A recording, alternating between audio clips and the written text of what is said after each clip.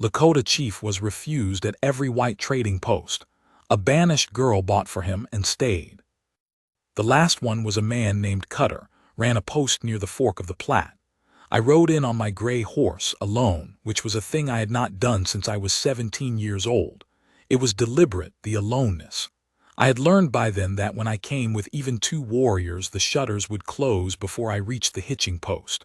So I came alone. I wore a linen shirt I had traded for 3 seasons back, and I left my rifle lashed to the saddle. I walked in. The man looked at me, and his eyes went somewhere past my shoulder, checking the tree line, and then came back. I said I needed meal, salt, 3 bolts of wool for winter, and a good steel blade. He said he didn't trade with my kind. I put silver coin on the counter, not government scrip, silver. He pushed it back with 1 finger, the way you'd push away a plate you didn't want. I picked up the coins one by one slow, looked at him, walked out, got on my horse, rode east a half-day before I stopped at the creek and sat in the grass and stared at the water for a while. I'm not going to say what I felt right then. Only that the grass was very tall and the water was cold and the sky was the color of old pewter, and I sat there until I was something close to calm again. My name is Taka Ska, White Deer. I was the 3rd son of a headman, and I became one myself by my 32nd year, which was not common. I led a band of 61 people on the high plains, west of the Black Hills, where the grass ran like water when the wind came through. I had a son who was 12 and rode better than most men I knew. I had a daughter who was 9 and could skin a rabbit faster than her older brother, which delighted her and tormented him. I had lost my wife 2 winters before to the coughing sickness. I do not tell this to invite sympathy. I tell it so you understand who I was before that year, before the refusals, before the world started tightening the way a rope tightens when the horse at the end of it is pulling hard. Because that is what was happening, and I did not see it clearly until I was sitting in that tall grass by the Platte with a fist of silver coins that no one would take. The army had moved the nearest post east by 60 miles. The traders had gotten word. I still do not know what word exactly, what paper or what order, but they had gotten it, and one by one the men who had sold to us for years began to say they couldn't. Some of them looked sorry. Most of them did not. The one at the Platte did not. We had hides. We had good hides, some of the best cured bison robes in that country, and my women knew what they were doing with a scraper and brain paste. We had silver coin that came from trading in past seasons. We were not begging. We were buying, and they would not sell. By late summer I had tried 7 posts. 7. The last 2 I went alone, as I said, leaving the warriors 2 ridges back. It didn't matter. By then my face was enough. I do not want to spend too long on this part, the going from post to post. It is not the story. It is only the ground the story grew out of. What I will say is that each refusal did something to me that I had no word for. I was not afraid. I was not even angry after the first few. What I was, and this came to me slowly, sitting in that grass, what I was ashamed. And I had not been ashamed since I was a boy and my father found me crying over a dead dog. That bothered me more than the refusals, that I had come to feel shame over something that was not my fault, that they had made me carry it. I rode back to camp and told my brother Ketch's Wind what I had found. He listened with his arms crossed, and then he said, "We should raid." I said no. He said the people needed those supplies. I said I knew what the people needed. He walked away, not happily. I stood in front of my lodge for a while, watching the camp cook fires come up in the dusk, watching the horses move at the picket line, and I thought about what a man does when the walls go up. What I came up with was not a good answer. What I came up with was, he finds a door. There was a man named Birch, Emmett Birch, ran a small post 20 miles south of the agency line, which meant he was in a gray country, not quite agency land, not quite open range. I had heard of him from a trapper the previous spring. The trapper said Birch would sell to anyone who had coin or trade. The trapper also said Birch was not a good man, meaning he was not principled, meaning he would take advantage of you if he found an angle. I decided that a man who was not principled might be the only kind who would still deal with me. I went with one warrior, a young man named Shortbow who was quiet and steady, and I took 16 of the best robes and the silver and rode 3 days south. Birch's post was a low building made of cottonwood and red mud, sitting in a bend of a dry creek. There were 2 horses in a pen that looked underfed. There was a wagon with a broken wheel parked to the side.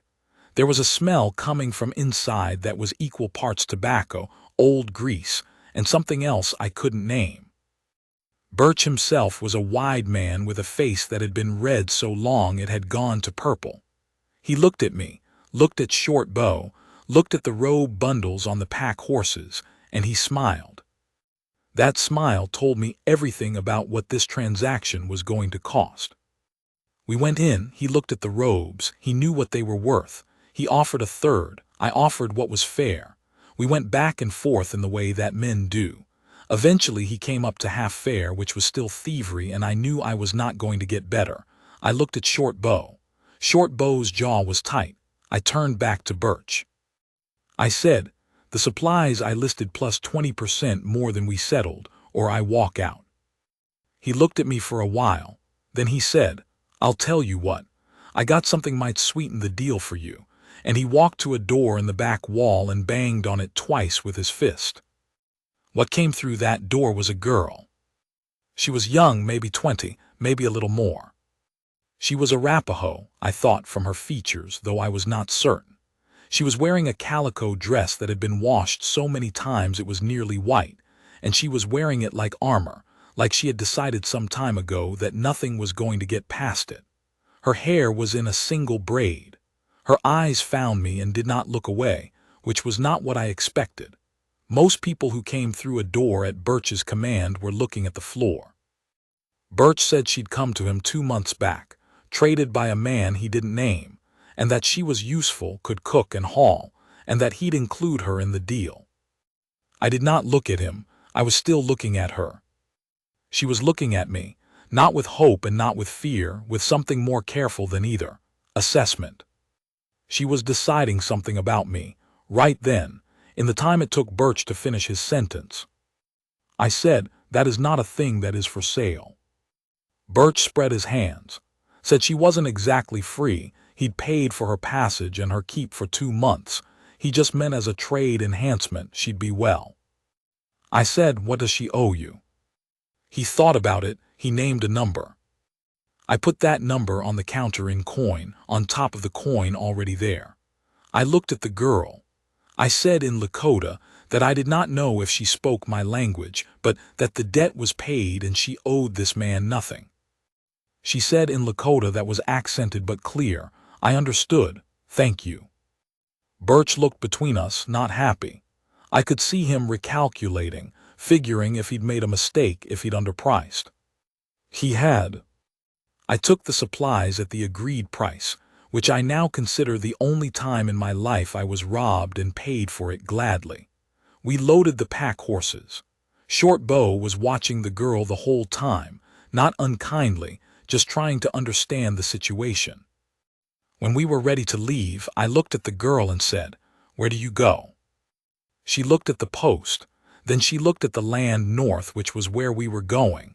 Then she looked back at me and said, "I don't know."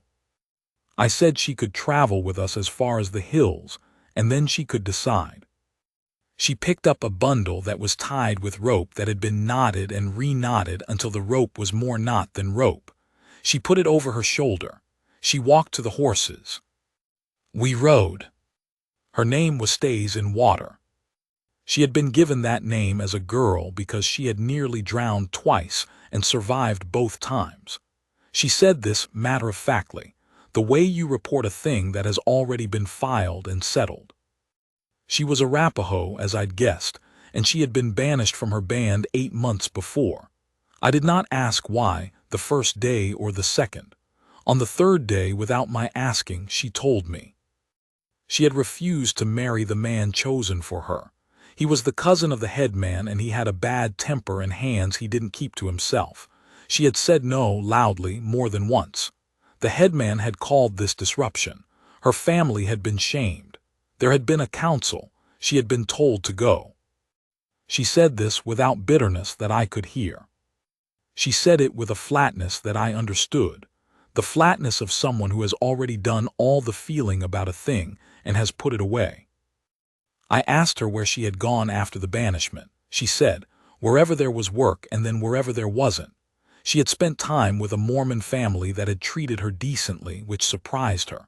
She had spent time with a trapper who had not treated her decently, which did not surprise her. She had ended up at Birch's because a man had told her there was work there. There was work, but the other thing too, which is why she had looked at the door like armor. I asked her if she had family anywhere else, cousins, anybody. She said, I had a grandmother in the hills, but she died 2 winters back. I said, I'm sorry. She looked at me quickly, like the words were unusual. Then she looked at the land ahead and said, she had a good life. We were quiet after that for a while. Short Bow was behind us, giving us space he shouldn't have had to think about giving. The country was good that day, big sky, the grass still holding some green, a line of cottonwoods following a creek to the east. I thought about how a person absorbs loss, my wife, her grandmother, her whole community, and still rides straight in the saddle, still looks a stranger in the eyes without flinching. I thought, she is tougher than I look. I meant than she looks, but maybe both. We made it back to camp in 4 days. The supplies came in and my brother Catches Wind looked at them and then looked at the girl and then looked at me, and he had the sense not to say anything right then. The women came and helped her get settled, Bright Cloth especially, who was an older woman who took in strays of all kinds with the same no-nonsense warmth she'd have given a limping horse. What I had not told the girl, what I had not thought through clearly until we were a day from camp, was that I had no plan. I had paid her debt. I had brought her here. Now what? She was not my wife. She was not my servant. She was a banished Arapaho woman with a bundle of knotted rope and a Lakota she barely knew in the middle of the high plains going into winter. She figured it out faster than I did. Within 2 days she had made herself useful in the way people do when they are skilled and not afraid of work. She could tan, and she did. She knew some medicine plants that our women were interested in. She had a particular way with sick horses. She'd walk into the pen and put her hands on them and talk to them in a low voice until they calmed, and it worked, and people noticed. She learned names quickly. She learned the layout of the camp quickly. And she watched me. Not obviously, not constantly, but I would look up from something and find her eyes for a half-second before they moved away. It was not a flattering kind of watching, not a wanting kind. More like the assessment I'd seen in that back room at Birch's post. She was still deciding something. I did not ask what. The nights were getting cold. My son Blue Elk had taken a shine to her in the direct way that 12-year-old boys do. He decided she was interesting, and he would simply follow her around until she talked to him. She did not shoo him off, which I appreciated. She answered his questions seriously, which he appreciated. My daughter, Morning Bird, was more cautious, which was her nature, but I watched her watching the woman too, with a child's assessment that is often cleaner than an adult's. One night late, I was sitting outside my lodge after everyone else had gone in. The fire was low. The camp was quiet. There were stars enough to read by if you had something to read. I was sitting there thinking about the winter, about supplies, about a conversation I'd had with Catches Wind about what the spring might bring, and neither of us had said what we were both thinking, which was that the spring might bring the army. Stays in Water came and sat down across the fire from me. She didn't say anything for a while. I said, you should sleep. She said, you too. I said, I'm thinking. She said, I know. I was watching from inside. I looked at her. The firelight was on one side of her face. The other side was dark. She said, can I ask you something? I said, yes. She said, why did you pay for me? I had thought about how to answer this if it came up. I had a few answers ready. Reasonable answers, true enough. that I would not leave a person in that situation, that it was the right thing, that it cost me less than I would have otherwise paid for the supplies. I said none of those things. What I said was, because he was going to use you to get something he wanted from me, and I wasn't going to let him do that. Not to you, and not to me. She looked at me. I said he was treating you like a leverage point. That's a particular kind of disrespect. I've been subject to it lately. I don't have patience for it anymore. She was quiet for a moment. Then she said, the trading posts. I said, how do you know about that? She said, short bow talks, not much but some. I thought about that. I thought about Short Bow, who I had believed was like a stone when it came to conversation. Apparently not. I said, yes, the trading posts. She said, I heard they've been turning people away. Not just your band, other bands too. There's a word going around. The traders have been told. I said, told by who? She said, I don't know. Maybe the agents. Maybe the army. Maybe just the settlers wanting the land and the traders figuring out which way the wind was going. I was quiet. I knew all of this. I had known it and was trying not to know it, the way you try not to look at a wound you know is bad. She said, my people are smaller than yours. We've already been pushed twice. I've seen what comes after the trading posts close. I said, what comes after? She looked at the fire. She said, hungry winters. And then choices nobody wants to make. And then the wrong choice or the right one, and either way the same ending. We sat there with that for a while. The fire popped. A horse shifted at the picket line. She said, I'm not telling you what to do. I'm not in a position to tell anyone anything. I'm just saying I've seen the shape of it. I said, I know the shape of it. She said, yes, I think you do. And then we didn't talk for a long time, and it was not an uncomfortable silence. It was a silence between two people who have seen the same thing and do not need to describe it to each other. When she finally got up to go inside, she stopped. She said without turning around, thank you for bringing me here. I said it wasn't generosity. I didn't know what else to do. She turned then and looked at me. She said, I know that too. That's why I said thank you. The first snow came early. We were ready, barely, but ready, because of the supplies I'd brought and because the women had worked hard all autumn. There were some lean weeks in there, 2 particularly hard ones in deep winter where we were eating less than I wanted and rationing the meat. But we came through it. Stays in Water got sick in the 2nd month. Not badly, but enough. She ran a fever for 3 days, and one of the older women sat with her while I went on a hunt that was necessary and felt wrong to leave on. When I came back, she was upright and irritable, which was how I knew she was recovering. She was complaining to Bright Cloth about something, gesturing with her hands, and Bright Cloth was listening with the expression of a woman who has heard every complaint in the world and found them all equally irrelevant. I asked what the complaint was about. Stays in Water said, they won't let me work. Bright Cloth said, she had a fever 3 days ago. I said, she's right, you should rest. Stays in Water looked at me with an expression that did not welcome my opinion. I said, for a few more days. She said, I'll rest when the winter's over. Bright Cloth looked at me with an expression that said, this is your problem now. It was not lost on me, even then, that I was, for the first time in a very long while, being annoyed by a person the way you are only annoyed by people who matter to you. My wife had annoyed me like this. The good kind, where the annoyance is underneath a warmth so deep you can't separate them. I didn't examine that thought at the time. I put it away. She worked, of course, the next day, because she was who she was. I chose not to make an issue of it. Spring came slower than usual. When it came with news.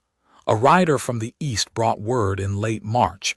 An agency man had been killed in a dispute 3 bands east of us, and there were soldiers moving. It wasn't our doing and it wasn't our country, but I knew, and Catch's Wind knew, and every man in the band knew, that when soldiers moved, They didn't always stop where the trouble was. There was a council. It went long. Ketch's Wind wanted to move south.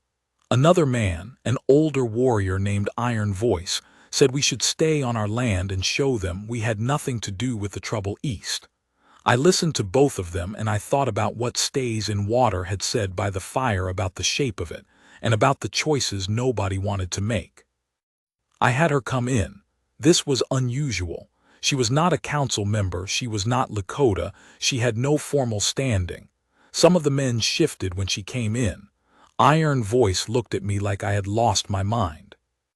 I said she had been in this country longer than her years should allow and had seen things I hadn't. She could speak, and they could listen or not. She spoke. She said what she had told me, the progression of it, the way the trading post's closing was not an isolated thing but a beginning. She spoke for maybe 10 minutes plainly, without embellishment. Then she sat down. There was a silence.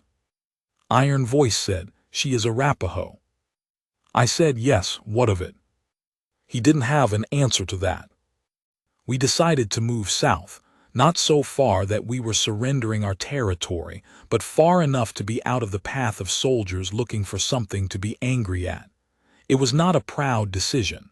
It was a correct one. The move took 4 days. It was cold still, cold enough that the horses breathed white clouds, and the ground was not fully thawed, so the travois runners caught on roots and frozen clods. Blue Elk worked hard those 4 days in a way that made me proud.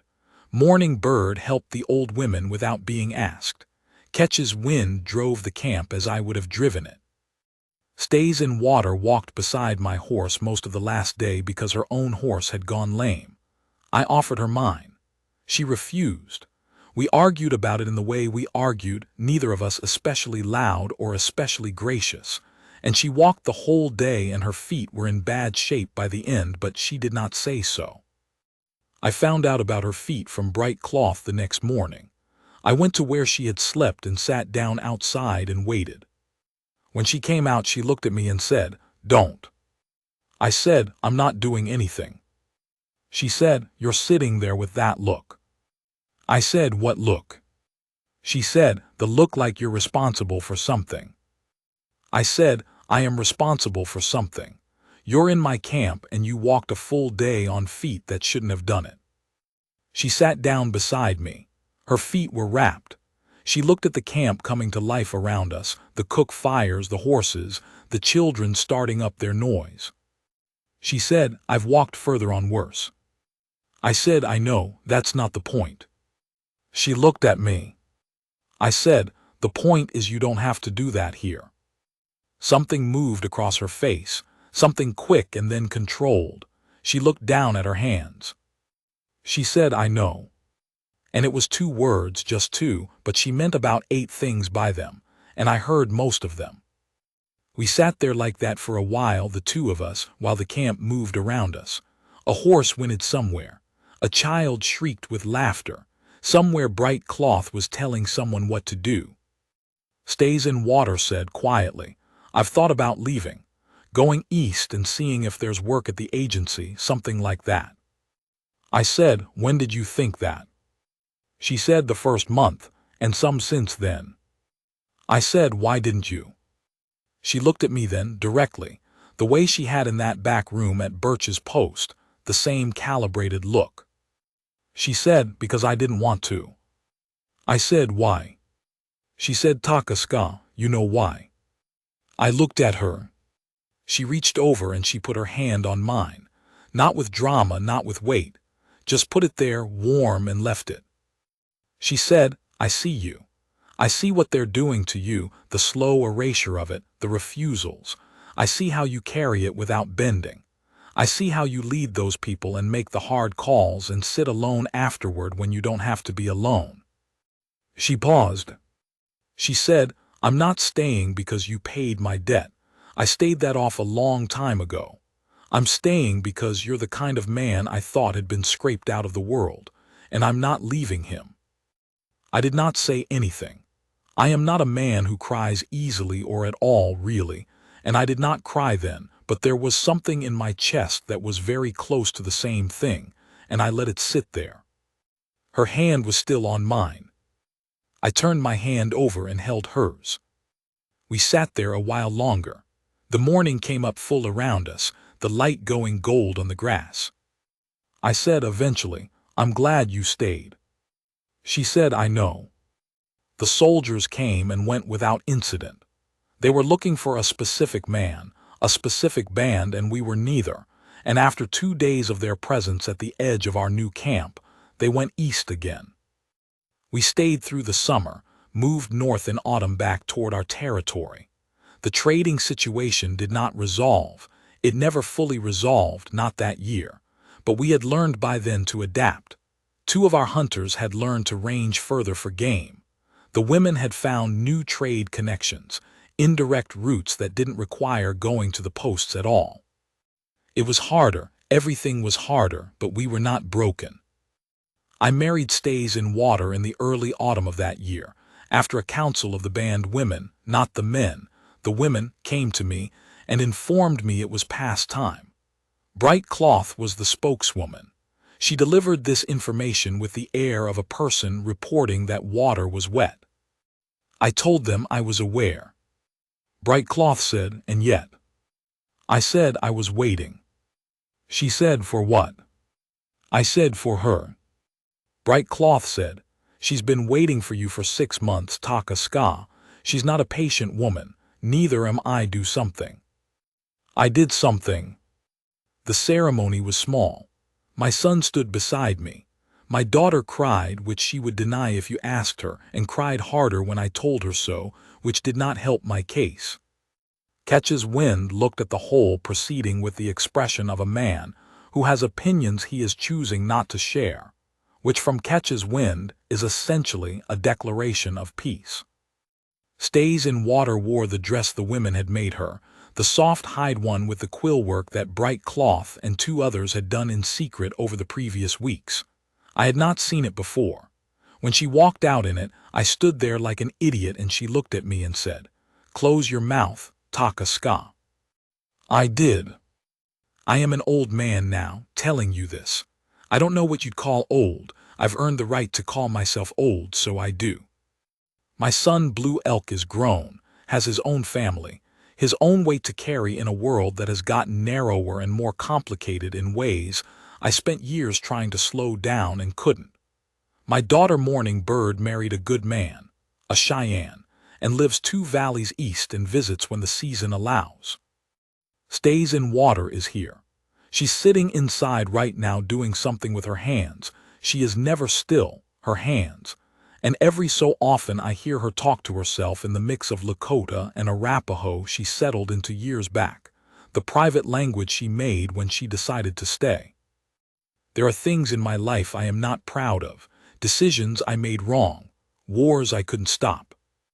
A world I watched change in ways I couldn't prevent, and I tried. I want to say that I tried. It wasn't for lack of trying. There are men I buried that I should have brought home. There are councils I lost and councils I won, and the winning and losing in the long run mattered less than I thought either way.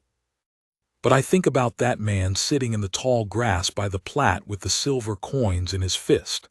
That man who had carried shame home that wasn't his shame, that had been handed to him by men who wouldn't meet his eyes. And I think about what happened after that. The gray ride south, the post that smelled like grease, the door in the back wall. The woman who came through it and looked at me like she was deciding something. She decided.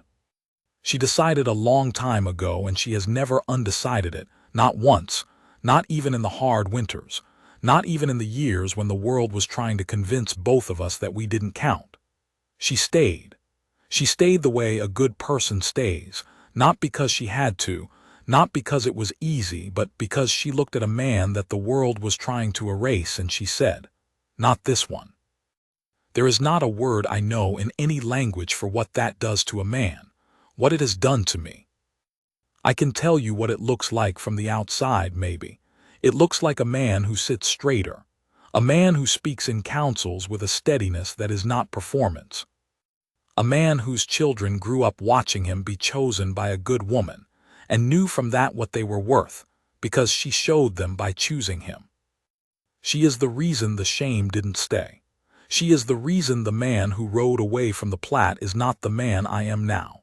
She picked that shame up off me without making a ceremony of it, just by being what she was, just by staying. There's frost on the ground this morning. I can hear her inside.